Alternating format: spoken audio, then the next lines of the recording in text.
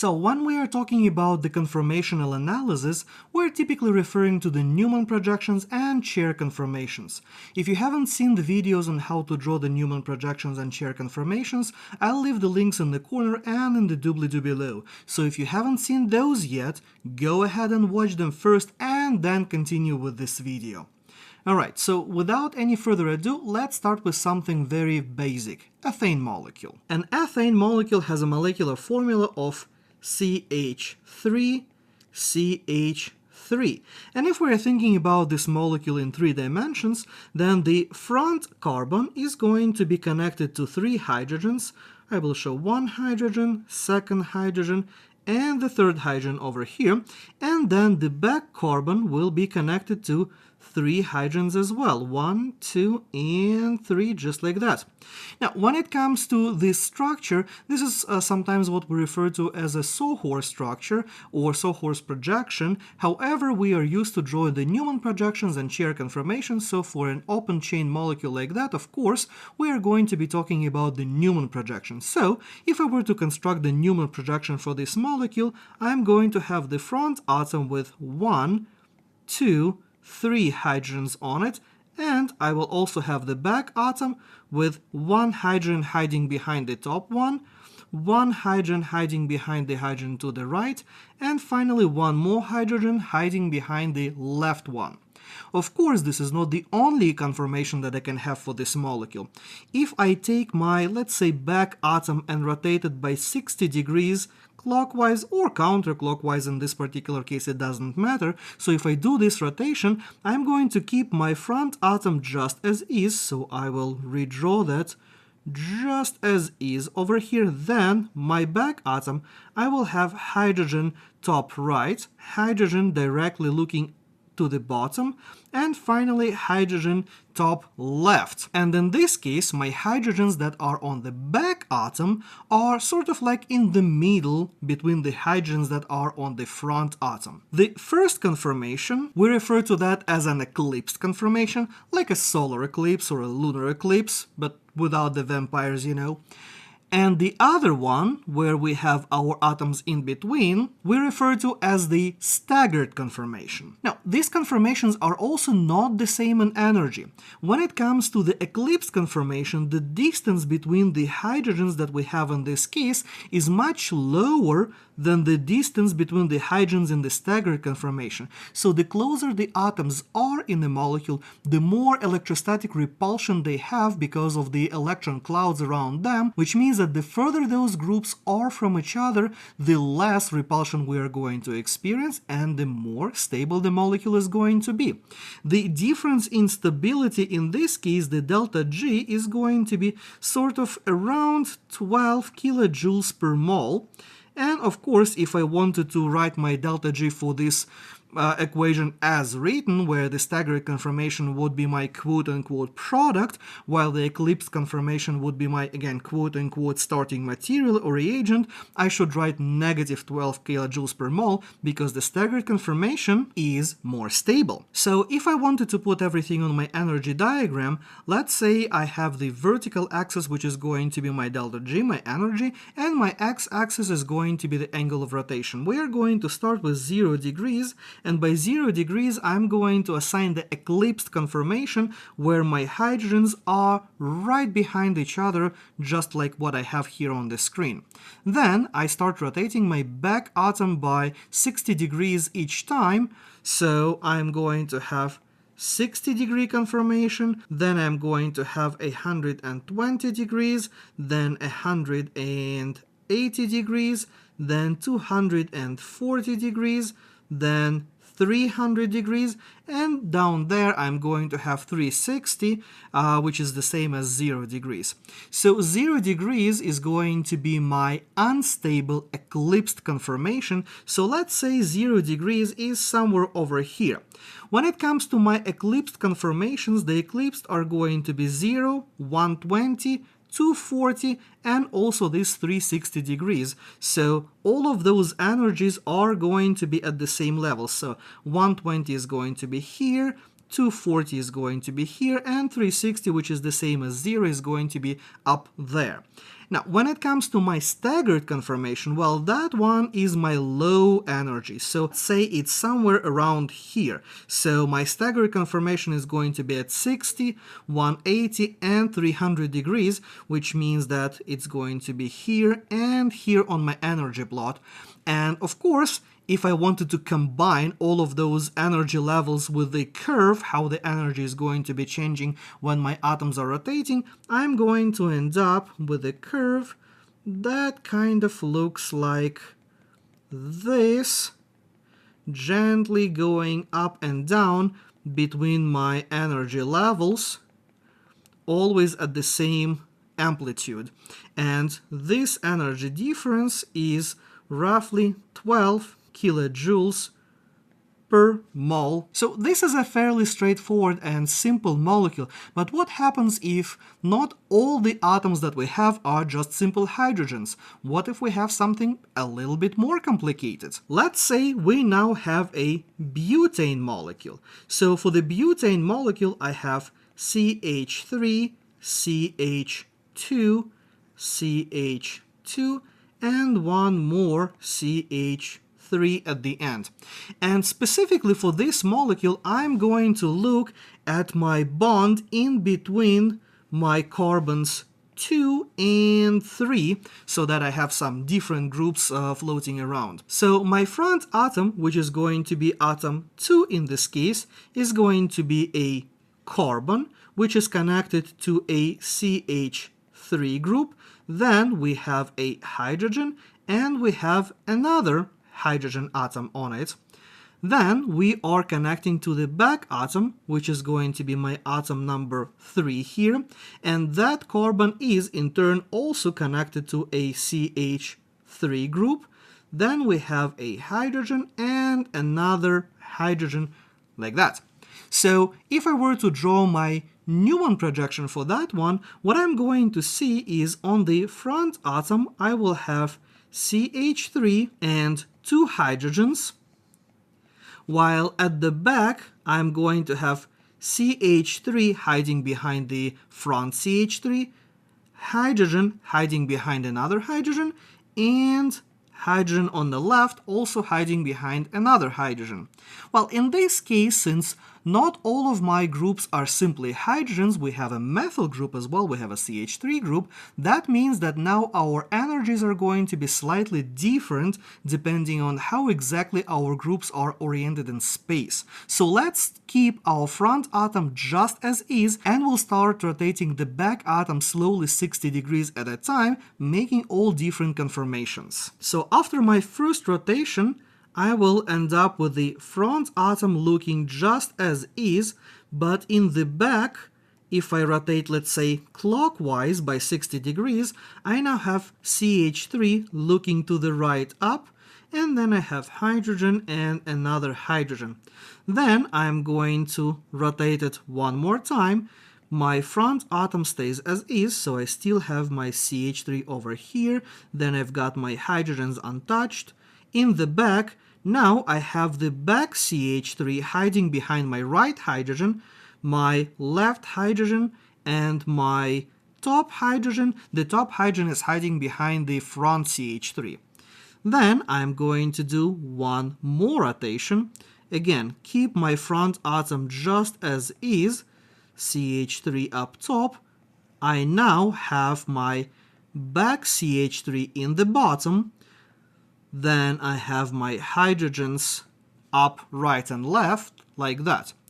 Then I'm going to do one more rotation. In this case now I have CH3 on the top, hydrogen, hydrogen, nothing is changing for the front atom. The back atom, I have CH3, which is now hiding behind the left hydrogen. Then I have hydrogen hiding behind the CH3 group, and one more hydrogen hiding behind hydrogen to the right. And I will show one more conformation in which, again, the front atom stays just as is. I have my CH3 over here, and in the back, my back CH3 is now on top left, and then the two leftover hydrogens are sitting in between my other groups. So in this case, I actually have a whole bunch of different conformations, and many of those conformations are in fact different in energy. So let's analyze those. The first one, where I have two of my bulkiest groups, two of those CH3 groups right next to each other, is going to be a highest energy. It's going to be the most unstable conformation. So we'll call it a total eclipse or a complete eclipse. The next one is a type of a staggered conformation where I have two of my bulky groups at 60 degrees to each other. This conformation actually has a special name. It's called a gauche conformation, from the French word gauche, which means to the left or on the left side. Why exactly it is called this way, I have no idea, but that's what it is called. The next one is again going to be an eclipse conformation, but now it's just a regular eclipse. Then we have another staggered conformation, but in this staggered conformation my two bulky groups are opposite from each other. They are as far from each other as possible. So this staggered conformation also has a special name. We call that an anti-conformation. Then we go back to the eclipse and to another staggered gauche conformation. From the energy perspective, the staggered conformations, either gauche or anti, are always going to be lower in energy than any kind of eclipse conformation. Staggered is always going to be more stable than eclipse. Sometimes by a lot, sometimes by a little bit, but they are always going to be lower in energy. The most unstable conformation that we have here is going to be our complete or total eclipse, because in this case our bulkiest groups are the closest to each other. The most stable conformation is going to be the anti-staggered, and the energy differences between them are somewhat considerable depending which pair we are going to look at. If we are looking at the difference between the most stable and the most unstable conformations for butane, that one is going to be somewhere around 19 kilojoules per mole, so somewhat larger than what we have seen for just an ethane. If we are looking, let's say, between the staggered anti-conformation and one of the gauche conformations, well, that one is going to be around 3.8 kilojoules per mole. So when we are saying that the anti-conformation is more stable than the gauche conformation, it is, but it's not like it's an astronomically large number. If we, let's say, compare a staggered gauche conformation and a regular eclipse conformation, well, those ones are around 16 kilojoules per mole from each other. So again, we can see that the most stable conformations are significantly more stable, least stable conformations are significantly less stable. So if you wanted to draw an energy diagram for the conformational transformation like that, what we have here on the screen, if I start, let's say, with my total eclipse up here, then we are going to gauche conformation, then we go to regular eclipse, then from there we go to the anti-conformation, then we go to regular eclipse, then we go back to gauche, and then we go back to the total eclipse like that. So from the energy perspective, it's going to be a more complicated picture rather than what we had just for the ethane. If you need to draw something like that for the purposes of a homework or for the purposes of a test, typically what I see, instructors will give you a portion of the test with the grid where you will be able to plot your energies, so you have to be very careful with that. And if you don't have those, well, just try to be as careful as possible when you're plotting your relative energies so your plot does make sense. And of course, the more complicated the molecule is going to be, the more energy levels you are going to get. So let's look at something a little bit more challenging. So here I have a 2,4-dimethyl pentane. And if you don't remember how to do the nomenclature, you probably should review that, because nomenclature is a very common type of exam question, so make sure you know how to name your molecules. Anyways, in this case, I'm going to be looking at this molecule through this bond. So that is going to be a bond between atoms 2 and 3, but now atom 3 is going to be my front atom. So on the front carbon, I have one implicit hydrogen, second implicit hydrogen, and I have my large isopropyl group. So I will show all of those groups. I have hydrogen, I have another hydrogen, and I have that isopropyl group. Then on my back atom, I again have two methyl groups, so I have one methyl group, second methyl group, and also I have a hydrogen. So let's say I will start by putting one CH3 group here, another CH3 group over here, and I will place my hydrogen just like that. Well, in this case, if I wanted to draw all of my conformations, I, like in the previous case, would fix one of the atoms, either the front one or the back one, and start rotating the other atom around to make sure that I get all possible conformations and see which one is more stable, which one is less stable, based on how the groups orient themselves in space. So let's actually start by putting my isopropyl up top. Then I'll have my hydrogens, and then I will have a hydrogen, CH3, and CH3 like that. And what I'm going to do in this case, I will keep my back atom as is, and I will start rotating my front atom because, well, why not? It doesn't really matter which one you are going to be rotating for the purposes of questions like that. So I'll keep my back atom just as is. I have my hydrogen, I have the methyl group, another methyl. I will abbreviate those as Me for the simplicity so I don't have to rewrite CH3 every single time. Now, if I am rotating the front atom, I'm going to end up with isopropyl to the right, then hydrogen and another hydrogen. And I typically rotate clockwise by 60 degrees. If your instructor asks you to rotate it in a different directions, then make sure you are rotating that in the corresponding directions. Always pay very close attention to how exactly your instructor wants you to rotate your molecule so that you don't answer accidentally the incorrect version of the test, because what I have seen before is sometimes students would give the correct answer, but they are not answering exactly what the instructor is asking on the test, and because of that they still end up losing points. Whether it's a fair or not practice, it's a different conversation, but just so you know, that does happen. Anyways, going back to my rotation, I'm going to continue rotating the front atom. So now my isopropyl group is going to be on the bottom right, and in the back I still have methyl once, methyl twice, and then I have my hydrogen. Then, by doing another rotation, I will end up with isopropyl group on the bottom like that. I've got my hydrogens, and I have methyl group, and another hydrogen. Then, if I keep on rotating, I'm going to now have the isopropyl group on the left side. I have still my methyl groups where they are. I have my hydrogen and the last hydrogen over there. And at that point, you can see that this conformation actually looks like the original one, but just rotated in space in a little bit. If I keep on rotating my groups around, I'm going to start mirroring some of my conformations. So I will do just one more, because also I'm kind of running out of space here. I have isopropyl, hydrogen, then in the back I have methyl hiding here, another methyl hiding there, and another hydrogen down there, and I will just keep on going with those conformations. In order for us to analyze these conformations, typically what you are going to be asked is to find the most stable conformation and the most unstable conformation.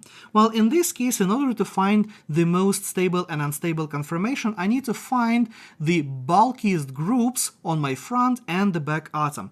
On the front atom, the bulkiest group is the isopropyl.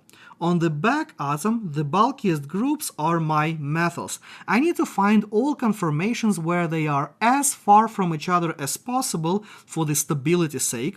And I know that the staggered conformations are always going to be more stable than the eclipsed ones, so I will analyze the staggered conformations first. What I'm seeing here is that in my conformations, let's call them conformations A, B, and C, like that. So in my conformation A, I have the isopropyl group comparatively close to 1-methyl. In my conformation C, I also have the isopropyl group relatively close to a methyl. However, in conformation B, I have my isopropyl group in between 2 methyl groups. So we're going to say that in A, I have 1 gauche interaction. In B, I have 2 gauche interactions, while in C, I also have just 1 gauche interaction. Well, in this case, the more gauche interactions I have, the less stable my conformation is going to be. So I will say that both conformations A and C are going to be my most stable conformations. In this case, I don't have a true anti-conformation, so I'll have to deal with what I got. Then I'm going to analyze my eclipsed conformation, and I'm going to do the same analysis. I have my methyl groups as bulky groups on the back atom, and I have the isopropyl as a bulky group on my front atom.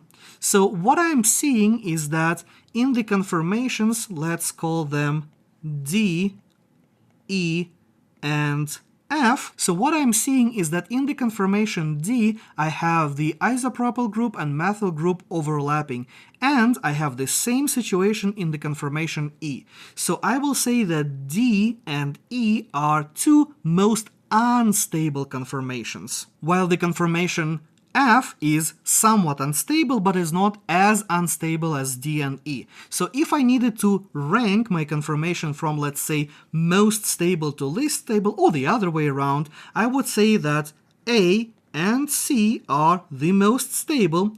Then, after that, I have my next staggered conformation, which is going to be B. Then, my next eclipsed conformation, not the worst one, which is going to be F.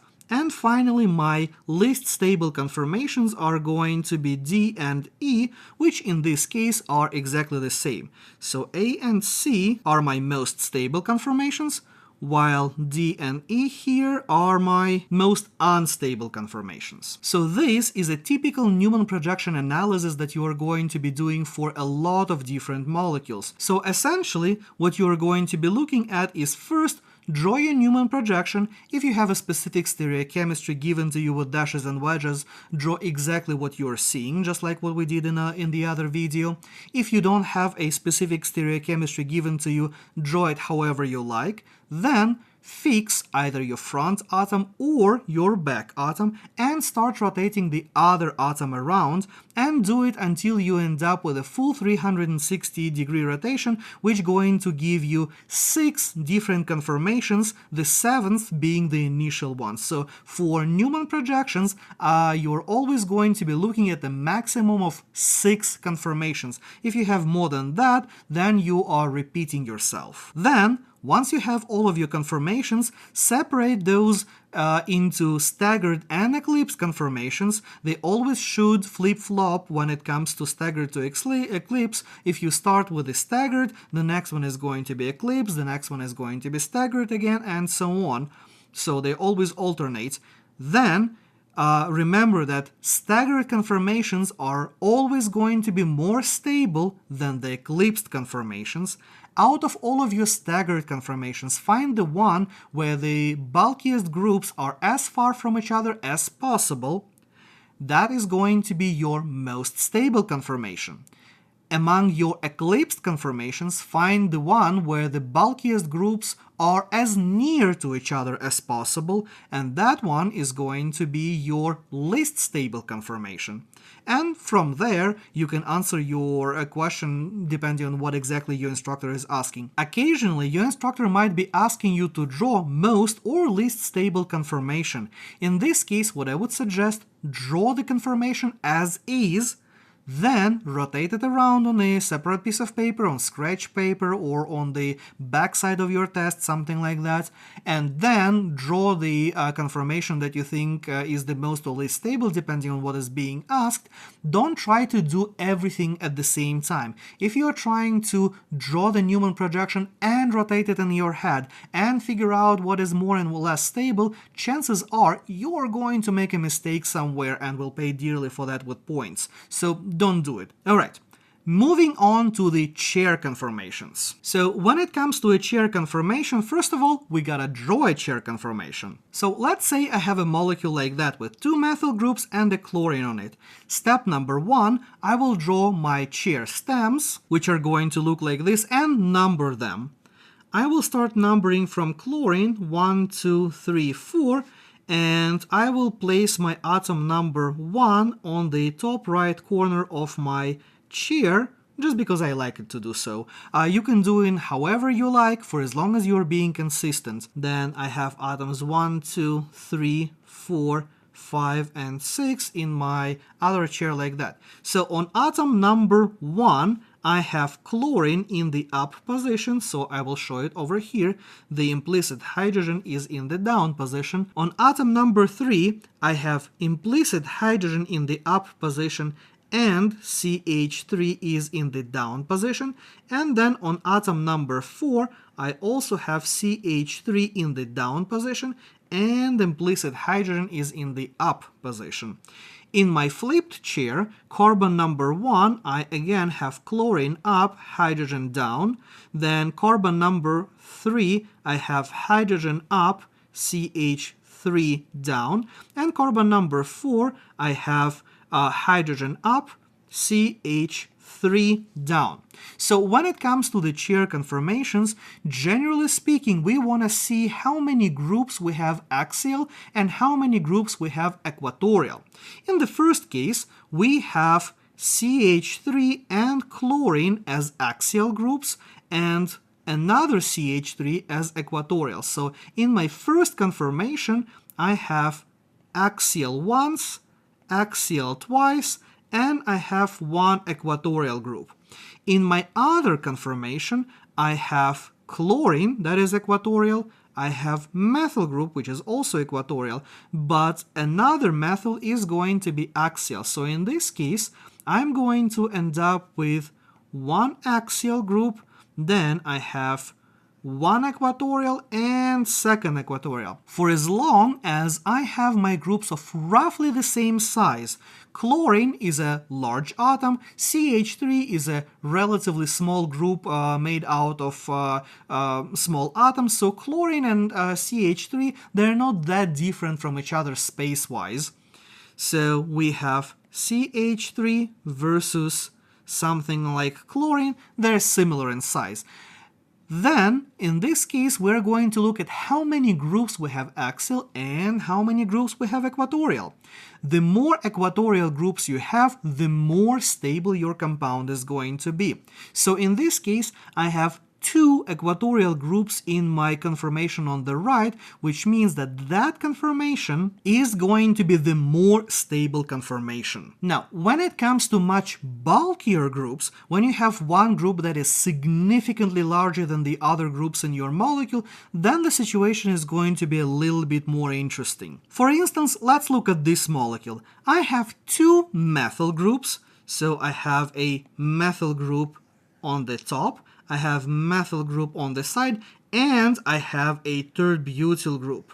Well, when it comes to a tert-butyl group, that thing is significantly larger than the methyl group. Grab your molecular model kit and actually build a CH3 group versus a carbon with 3 CH3 groups sitting on it, the tert-butyl group, and see physically what a drastic difference you will observe between those groups. Now, if I wanted to draw the chair conformations for those, we're going to have the following picture. Carbon number 1, I have CH3 in the up position, implicit hydrogen in the down position. Carbon number 3, I have CH3 up, hydrogen down. Carbon number 5, I have implicit hydrogen up and tert-butyl group down. In the other conformation on the right, carbon number 1, I have CH3 up, hydrogen down. Carbon number 3, I have CH3 up, hydrogen down. And carbon number 5, I have tert-butyl down and hydrogen in the up position. So now, if I were to look at my axial versus equatorial positions, in the first conformation, I have tert-butyl in the equatorial position, and both of my methyls are in the axial positions. In my conformation on the right side, I have tert-butyl that is now axial, and both of my methyl groups are equatorial. However, tert-butyl is such a huge, bulky group that it doesn't matter how many other groups you have in the axial position. You want to have your bulky group in the equatorial position in the most stable conformation. So in this case, the first conformation is actually going to be more stable simply because the size of the tert-butyl group. That group is so large that you always want to have it in the equatorial position, regardless of what else you might have in your molecule. So remember that for 6-membered rings, for your chair conformations, when you are analyzing the stability of chairs, draw both chairs, then assign your axial and equatorial groups, see if the size is roughly the same, then you're going to simply look at how many groups you have axial versus equatorial. If you have a bulky group, like if you have something significantly larger than the other stuff on your ring, like we have a tert-butyl or a phenyl group or isopropyl or anything of that sort, then prioritize having that group in the equatorial position for the purposes of the more stable chair conformations. Well, that's about it for the conformational analysis. Of course, we can also calculate the energies of our conformations and do some more calculations to estimate the amount of those conformations in the solution, but that would be a topic for a different discussion and not for this video. I don't want to overload you guys with details. Any questions and feedback, leave those in the comments below. Hit that like button, subscribe if you haven't done so you don't miss any future updates, and I will see you in the next video.